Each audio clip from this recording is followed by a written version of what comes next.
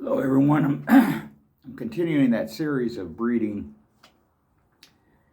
and in this video I'm going to cover how to start a family of dogs, how to begin a breeding program.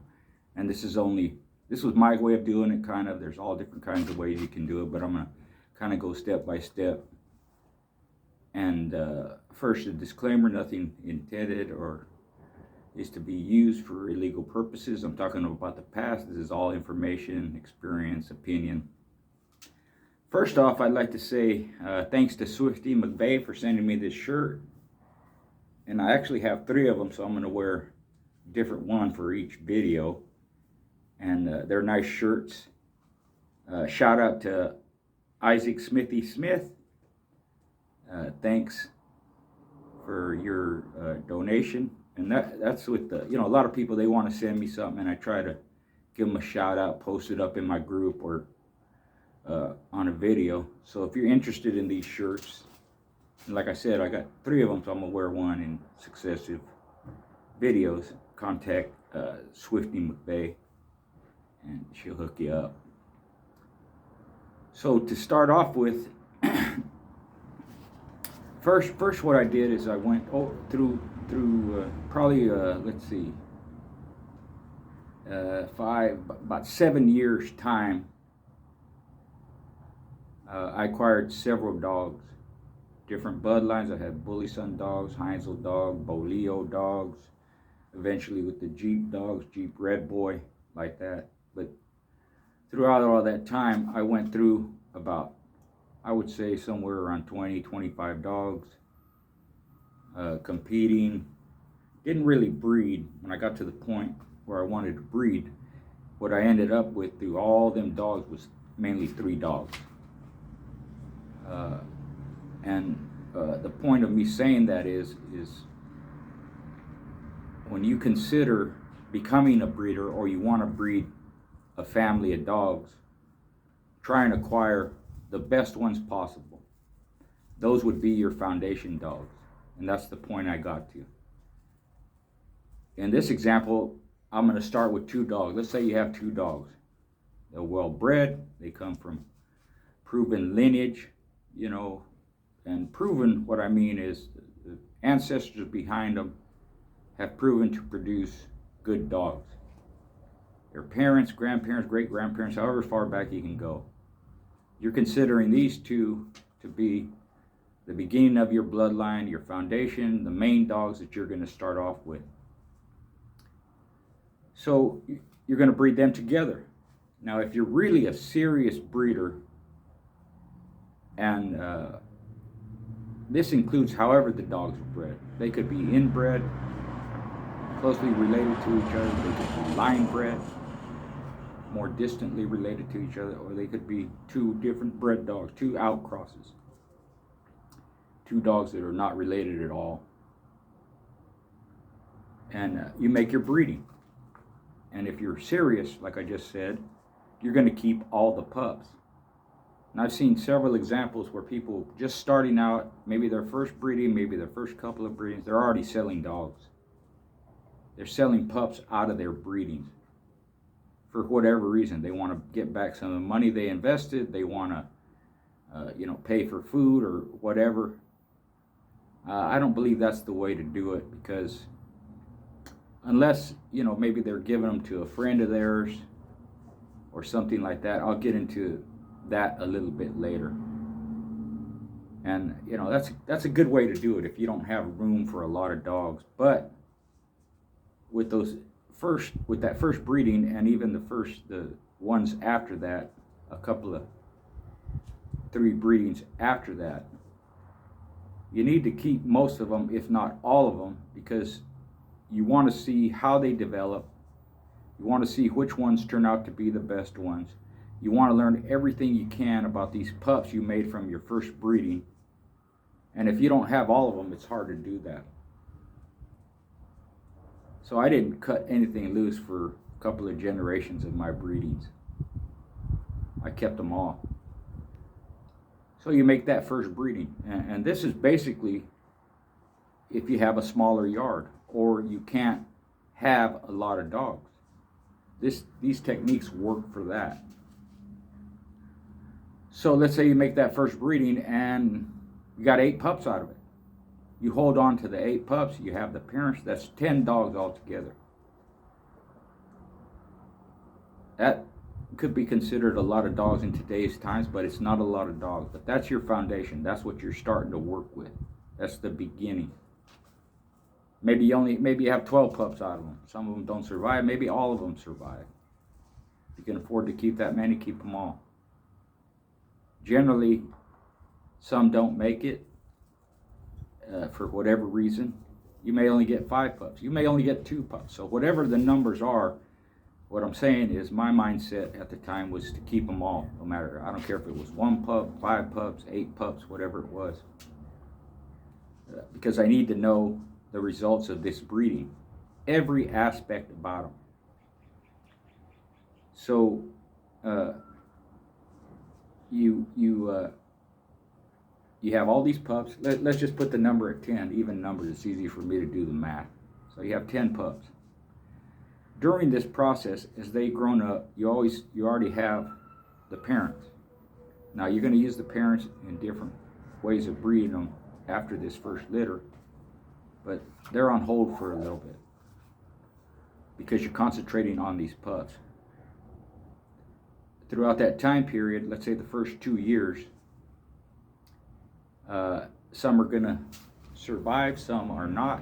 Some are going to be culled from your breeding program, some are not. So what you're going to do is concentrate on what you consider are the best pups from that first breeding. It could be 1 pup, it could be 2. The best scenario would at least be to have a male and a female from that first breeding so that you can continue forward with your program. If you have more, let's say you have 4, let's say you have 6, and you break the number even, 2 and 2, whatever. Out of those, whatever is left over that made the grade, those are the ones you're going to concentrate on breeding to and with in the future. And you're going to bring the parents back into your program at some point. So I know you have this first litter and you have a certain number that made it. There you have to decide how you're going to breed those dogs, right? Because you're not going outside of your yard yet. But you can go outside of your yard with breeding those pups.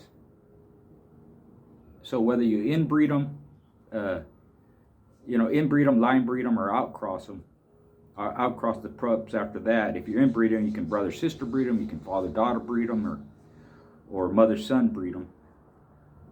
And that all depends how the original sire and dam were bred that determines which way you're going to go. And again, the original pair should be proven dogs, right? You can line breed the pups to a cousin, an aunt, an uncle, right? Or you can line breed them by bringing in something of the same blood. And for me, it was always better to use one of my females and breed to a male outside my yard that was similar blood or the same blood but different dogs.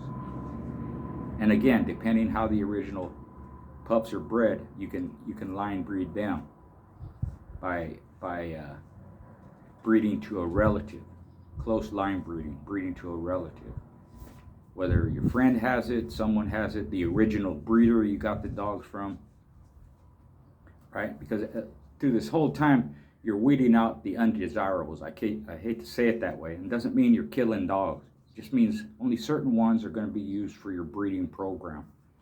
And I mentioned that in the past. I did that with some of my dogs where I bred them. They were good enough to compete with, but they weren't good enough for my breeding program. So you have that option as well. And if you breed two or more dogs, let's just say 2 from the original breeding, a male, a female, if you have that option where 2 of them work out, you're going to use this male and female from the original breeding to breed.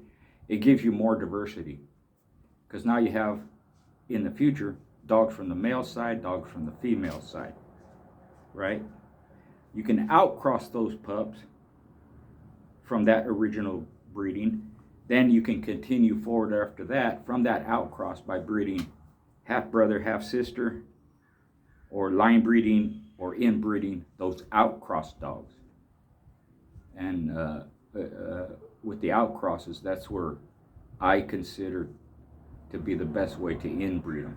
Because even though they're inbred, whether it's father-daughter, mother-son, brother-sister, you have that cross in there, so the gene pool isn't so tight where you might have some problems, right?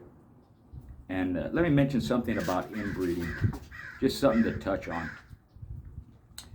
Whether it's domestic animals that were inbred successfully, or in the wild, where there's heavy inbreeding within a family or a group or a species, whatever it is. One of the ways that you're able to do that is because the individuals you're using are what you would consider almost perfect. They don't have a lot of flaws. That's one of the best ways, if not the best way, to get away with inbreeding or even inbreeding heavily. The individuals you're using are almost perfect. Health-wise, temperament, behavior-wise, structure-wise, performance-wise, any aspect of the dogs that you're using have to be the best specimens that you can come up with, that you can breed, that you can think of, that have as few flaws as possible. That's so important with inbreeding. I don't think people really understand that. If you're not using the individuals that have the least amount of flaws and you're breeding them because of how they're bred, or you're inbreeding them because of you don't have there's no other option, or whatever reason you come up with, that could cost you in the long run. So with inbreeding, however you do it, whether it's dogs that are inbred and you inbreeding them more, dogs that are line bred and you want to inbreed them, or dogs that are totally outcrossed and you want to inbreed those, they should be as perfect specimens as you can possibly acquire or produce.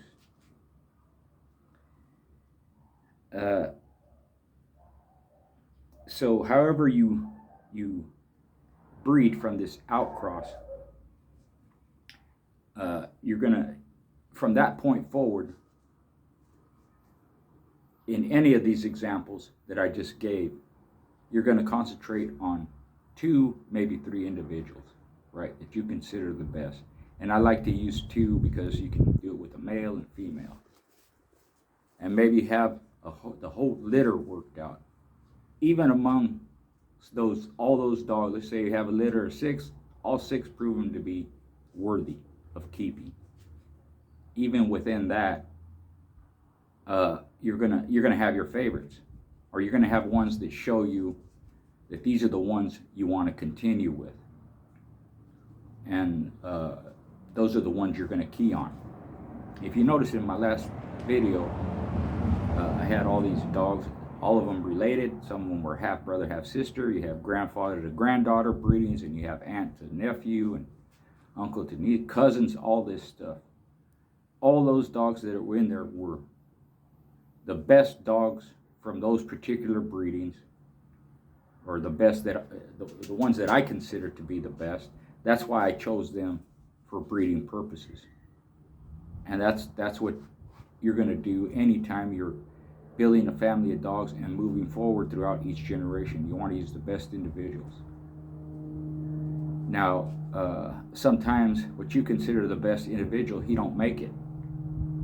That's where having those high percentage litters helps, because if he don't make it, you still have brother, sister, and whether it's my protege or Boyles or anybody else that was successful, Crenshaw, anybody you want to name, they always had those options of, man, hate losing that female, or hate losing that male, but at least I have her brother, at least I have his sister.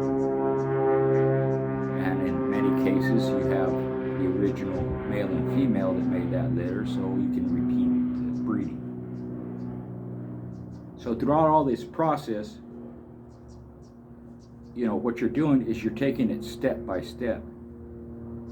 And I'm kind of telling people, kind of get away from that, I have to breed them this way and I have to breed them that way, and I need to bring in this blood and that blood and have this diversity, and then I want to inbreed, I want to line breed this, and I want to outcross that, and I want to go back and do all this different stuff, right? It doesn't have to be that way. It can be you concentrating first on your foundation, and then moving forward the best representatives of each particular breeding, and those are the ones you're concentrating on and making your breedings with as you move forward. In that respect, it's not a lot of dogs. It's not even 20 dogs over a period as far as breeding stock goes. Doesn't have to be more than 20 dogs over a 10-year period, right? And that's the point, because you're concentrating on certain ones. That's it. And those are the ones you're going to use for breeding. So each breeding you're making, you're using the best individuals to make your breeding. And it doesn't have to be a lot of breedings. You don't have to breed a dog 5 or 10 times to figure out whether he's or she is a good producer or not. It should take 1 or 2 breedings. And that's what you should be working with. And you might be making a breeding once a year, once every 2 years, once every 3 years. But as long as you're sticking to that foundation, as long as you're sticking to your family of dogs, your breedings are working. You don't have to make several of them. So that's a little bit about that. Because, like I said, with each breeding, you're only keying on certain individuals. Generally 2, could be 3, could be even 4. But it doesn't have to be everyone in the litter that's being bred. And don't never think, well, I missed this opportunity. I should have bred the brother more. I should have bred the sister more. I should have, I could have bred him. This male, I only line bred him. I should have outcrossed him. I never inbred him like that. Don't get hung up on that. Because if you have a formula, if you have a format that you're following, it doesn't matter what you could have done. It's what you're doing at the time. And if they're successful, you're just moving forward. So let's say you wanted to really outcross this male, and the planets didn't line up. You never got the opportunity. You couldn't find a good female. All your dogs are related, so using one of your own isn't an option, and all that stuff. As long as he produced for you in the manner that you wanted to in the first place, that's good enough. If you don't have that opportunity, you can do that with one of his children. If it's an inbred female on his side, you have his traits. So maybe it's not the sire breeding to, it's his daughter, but she's inbred on him. You can make your outcross with her. Don't never get in that habit of woulda, shoulda, coulda, because it'll drive you mad.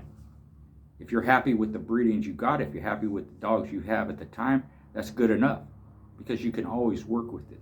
If you feel like you missed out on a breeding, you can make it up later. You can repeat the same thing you wanted to do, whether it was an outcross or whatever, with the offspring and progeny later on, because those individuals are holding the traits that you want anyways, right? And you're judging each individual dog.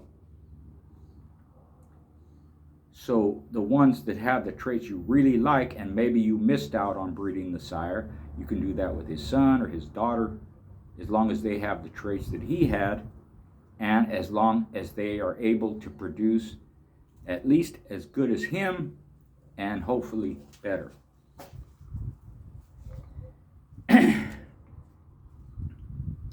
And also what you're doing with those few individuals that you're concentrating on to develop and continue with your family of dogs is you're regardless of how you do it, is you're building a family of dogs that are related in some way, shape, or form. Inbred, they're more heavily related. Line bred, they're still related, and if it's close line breeding, they're more related. If it's loose line bred, then they're not so much related, right? And if it's a total outcross that you made, all you're going to do with that outcross is with the resultant pups is take them back to your family of dogs. And in that next generation, those pups, where you went back to one side, the other side, however it is, what you consider your family of dogs, now those pups that you breed from the outcross back to your family of dogs, the pups from that breeding, they're more related on your family of dogs. You've concentrated the traits of your family of dogs, and you've bred them from that outcross back to your family of dogs, which concentrated more on your stuff. I use that word a lot, your stuff, his stuff, that stuff, right? Everybody knows. So you're going to have more of your stuff even if you made an outcross. And you can do that every time you bring in fresh blood, whether it's dogs from the same bloodline that you're working with from a different breeder, or if it's a totally outcrossed dog that some blood you want to try and introduce into your family of dogs. If it worked, you're just going to take that stuff from either one type of breeding that you made and breed it back to your stuff. And that's where you get the relations, and that's where you get also variation. In my peds, you know, the original stuff was Bully Son with Jeep bred to Red Boy. And then I had a heavy Jeep female. And then as we went along, I added some Rascal stuff, a different kind. We added some Rascal Junior stuff, a different kind. Some more Bully Son, a different kind. After that, some more Bully Son. After that, some more Jeep stuff, kind of similar to mine and different. Some Skull with Red Boy Jocko in it. So in the past, you see these breeders that have, if you really look at their peds, as they're developing their family of dogs, you're going to see them, well, they had this blood, that blood, and like that. I mentioned Heinzel, his stuff basically based on Corvino and Tudor and Kobe and Hemphill and one other. It was Kobe, Tudor, Hemphill, Corvino, and Leitner, basically. So he had all that stuff behind his dogs, all these different breeders, and even some of those dogs in the past were related to each other. But they're all from different breeders. And you put them together, and when you start doing that method, even if it's a small yard, that method of breeding dogs that are related to each other, you start concentrating the blood more, you start concentrating the traits more, where you have commonality and you have consistency, because they're all related. And when you bring that outcross in, it could be 3/4, you know, when you bring the outcross in and then you make another, you bring that stuff back to your blood, the pups from that outcross breeding, total outcross, and you breed the pups from that back to your stuff. Now it's 3/4 outcross and 1/4 your stuff. And then you're going to take those pups, breed it more back to your stuff. Now it's half your stuff and half the outcross. And then you keep moving forward, and eventually it becomes to the point where, you know, it's more heavier stuff with just a little bit of that stuff in it. But with these successive breeding, it just depends on how you want to do it, how much percentage you want of your stuff, and how much percentage you want of the outcross to remain in there. And if you keep the traits from the outcross, whatever they did, added to your stuff, whether it was similar traits or something that you thought your dogs were lacking and the outcross had it, if you keep that particular trait or those particular traits that the outcross provided for you, they're always going to be in your blood. It's something I say all the time. If you don't lose the traits, they're going to be there almost indefinitely. If you do lose, talking about your family of dogs traits, if you do lose them, it's real hard to get them back. And it can be done. It might take a couple of 3 breedings, but it's a lot better if you don't lose them.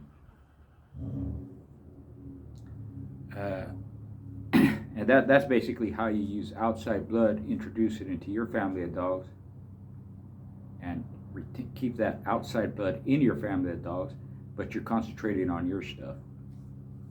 That's how you would do it. Make an outcross, breed it back to your stuff. Take those pups, breed it back to your stuff again. That outcross becomes less and less, but it's still in there.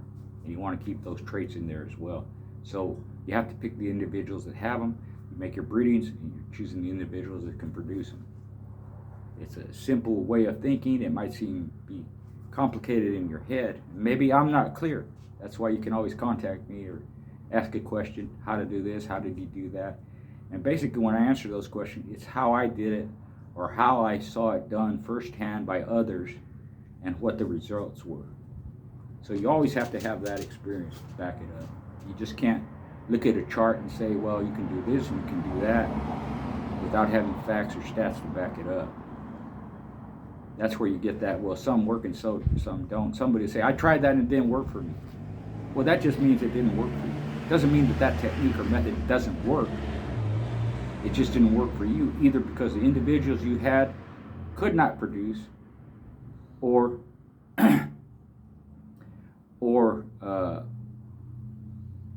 the where you originally got the dogs from, they weren't very good to begin with. But to say that method doesn't work or this bloodline isn't good like that, it may not have been good for you. It may not have worked for you. And there's different reasons why. But you have to recognize that every breeding technique and method has worked. So it could be it didn't work for you because the breeding didn't click. Could be that the individual you use can't produce. Could be the ones you got were not up to par. But to say the blood don't work, it's better to say I didn't like it. You know, I tried it, I didn't like it. Percentages wasn't high enough. I didn't see the consistency.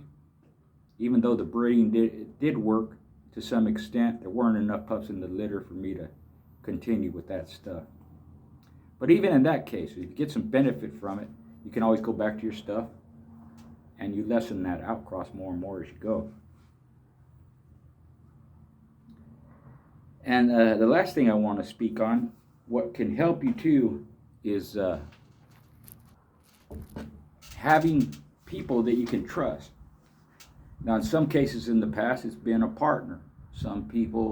In some cases, it's been family members. In some cases, it's been friends. So if you can find somebody that you can trust, that is solid, that you can either do business with or do friendship breedings with, that helps you continue with your family of dogs, and you have more options because you put these dogs in other people's hands that you trusted. So it gives you several different options. You can share dogs with them, and it could be that he has one of your dogs or 2 or 3 of your dogs, whatever, and you have 1 or 2 or 3 of his over a period of time. And it could be that someone where they're holding dogs for you, right? It could be a family member, you know, and they just raise the dog for you. And it could be someone that you're sharing breedings with, and you're trading dogs back and forth with, whether it's breeding, competition, whatever it is, like I did back in the day, and a lot of people did. It has to be somebody that you can trust. And if you have someone that you really trust and you can put your main stock or your best stock with them, if something happens to your yard, you don't lose all your blood. Or if something happens to his yard, he doesn't lose all his blood. And if you're both sharing the same blood, you're partners in that way, where you're using the same dogs, same bloodlines, the family is not lost. You can still recoup to some degree. And you may have to start over, but you didn't lose everything. Not only that, having a friend or family member, someone you can trust, it gives you more options, more numbers of dogs that you can work with. So let's say you make a breeding, you split the litter. You get half, he gets half, or she gets half, right? Let's say some or all of your dogs don't work out. And let's say some or all of his pups that he got from the litter don't work out. Between the two of you, you still have some that worked out. If none of them worked out in either yard, then it's a wash. It didn't work. But when you split them up like that, one of the two, somebody's going to have a good dog from that breeding, because they're still all within the unit, all within the partnership, all within the trusted friendship. So maybe the 4 you kept didn't work out, and the 4 he kept did, or 2 of the 4 did. But some of the ones he got worked out even though yours didn't, or vice versa. And the best result is some of yours worked, some of his worked. And rather than having the 2 that worked out for you, you got 4 because he got 2 of them too. So now you have 4 dogs to work with, and you have 2 yards to work with where you can make breedings, and you have more room to keep more dogs. Because if you really are a breeder, I'm not saying selling dogs is wrong, or even placing them in someone's hands, or giving them away, or selling them as a pet, whatever it is, they leave your yard. Whatever the reason is that they leave your yard, you're lessening the chances of you maintaining your family. And that's why, at least with what you consider your main stock, the best producers, the best performers, you should have your hands on them in some form or fashion, some way, where you don't lose that. And that doesn't mean that you sell or give a dog away or whatever. Maybe the best one from that litter. That's okay, it happens. Giving or selling the best dog from a litter is not the be-all and end-all. Because if you know how to breed, you're going to make more of them. So throughout the generations of family of dogs, you're going to have some that are better than others. You're going to have some that are better competitors than others. You're going to have some that are better producers than others. And if you have your hands on the foundation and you keep the family going, you're always going to have those types of dogs. You're always going to have good ones, basically. Even if somebody gets hold of the best dog they ever had in the history of life, and it's the best thing, and the best one out of his litter, and he can whip all his litter, whatever scenario it plays out, you have the ability to make more. Whether it's repeating the breeding over again, or advancing through your breeding techniques and individuals you're using where the consistency is there, and every now and again you have a superior individual, one of those freaks of nature, because it's going to happen. And there isn't any successful breeder I know, or even someone who's a competitor breeder, that doesn't have several dogs throughout their life with the breed, where it was just one dog that stood out among all their breedings and all the dogs they dealt with if they were the breeder. It's always this one was like this, and that one was like that, and this one did this better than that one, but that one did this better than the other one. Because if you have that consistency, what it does is it becomes preference, what you like better. Because someone else looking at the same thing you're looking at, they might like a different individual. And when you get to that point where you have that consistency, and you have several individuals throughout the years and generations, when you go out in your yard, and don't take this the wrong way, but when you go out in your yard and you're trying to pick and choose which ones do I breed to, it doesn't matter. Because you have several on your yard. Several could mean 5 dogs that you're using in your breeding program. And it doesn't matter which one you pick. It doesn't matter if you breed to this dog or his brother. It doesn't matter that you breed to that dog or his son, that dog or his daddy, this female or her sister, this female or her daughter, this female or her aunt. They're all producing consistent, good dogs. Then it just becomes a matter of preference. right? And what happens in this scenario is some of the dogs get lost, whether some disease, whether it's an accident, whether in the past they didn't make it out of the show, right? And it's something that you were considering a breed. You would have loved to breed them, but you don't have them no more because some mishap. But you still have their litter mate, or and sometimes 2 or 3 of them. And they're going to throw good dogs for you too.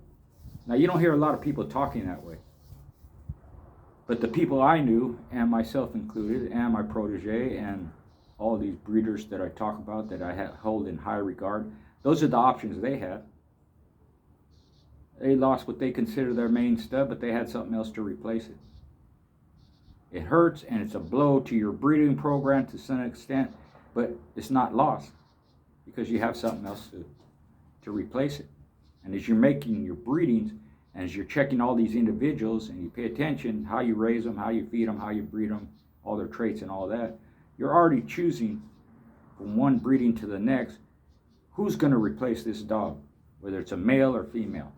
Which ones are going to do it? Maybe one individual, but at some point, like I said, as you go through the years, it's going to be several individuals that can replace that dog, where you don't lose your family. You don't lose the foundation. You don't lose the family that you began with. It stays consistent. And that's the point, I think, anyways, that you have to get to in your breeding program, because you're going to lose dogs by accident, on purpose, whatever it is, disease, sickness, cancer, like that. That should not be the end of it. That should not be such a hard blow to your breeding program where you can't recoup from it. No, that's not how it works. You're always looking for something to replace what you have, and you're always using something that replaced what you lost. So I hope I'm clear. I hope I made some sense. Hope you enjoy it. Thanks for all your support. Again, you like the shirt, get a hold of Swifty, and I'll wear the other ones in another video. And I got some other merchandise that people sell me. I always do that. They come out of the blue and they say, I'd like to send you a shirt, I'd like to send you a hat. Go ahead. And I tell them, they don't do it for this reason, but I tell them, if you send me something, I appreciate it, and I'll wear it in a video. And if you want me to give you a shout out, I'll do that. If you don't, sometimes they say, no, that's all right, you don't have to say nothing. So I don't. But I appreciate it, and there's some nice shirts. I can't think of anybody that didn't send me something that wasn't very nice quality, nice shirts. And this is just another example. So thank you, Swifty and Swifty Swift. And like I said, if you have any comments, feel free to post, get a hold of me. You know the routine. Thanks a lot. Appreciate your support.